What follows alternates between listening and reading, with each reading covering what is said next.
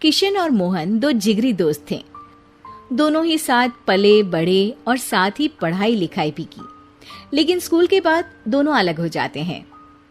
मोहन, हम दोनों आज अलग हो रहे हैं, लेकिन आज से ठीक 20 साल बाद इसी चौराहे पर मिलेंगे। दोनों एक दूसरे से वादा करके अलग हो जाते हैं।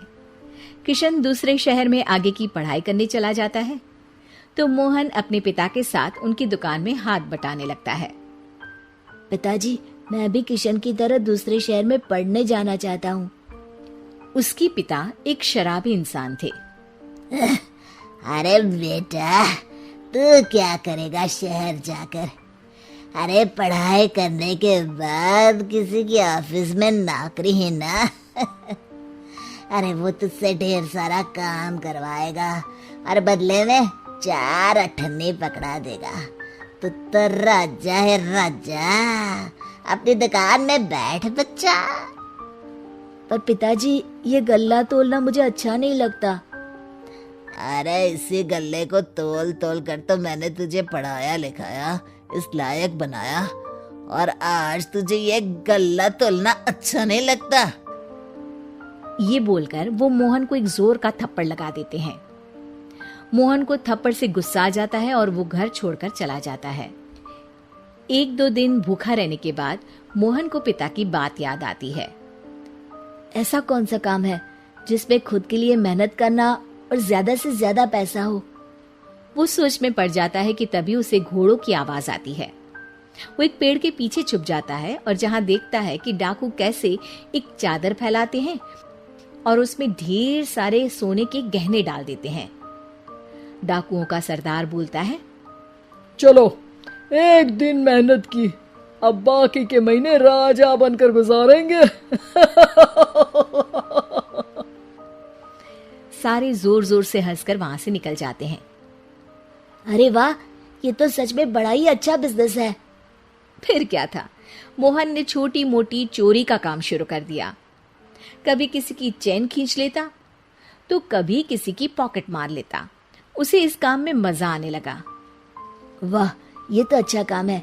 पिताजी ठीक कहते थे, कुछ नहीं रखा पढ़ाई लिखाई में, सारा वक्त पढ़ो, फिर किसी और के लिए काम करो, और महीने के अंत में वो पकड़ा देगा 4 अठन्नी। ना बाबा ना। धीरे धीरे समय बीतता जाता है और मोहन जाना माना चोर बन जाता है।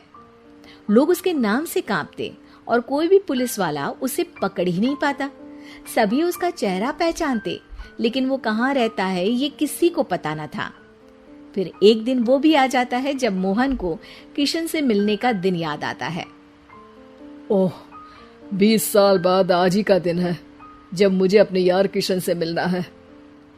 और फिर वो उस शहर में जाता है और चौराहे में खड़ा हो जाता है।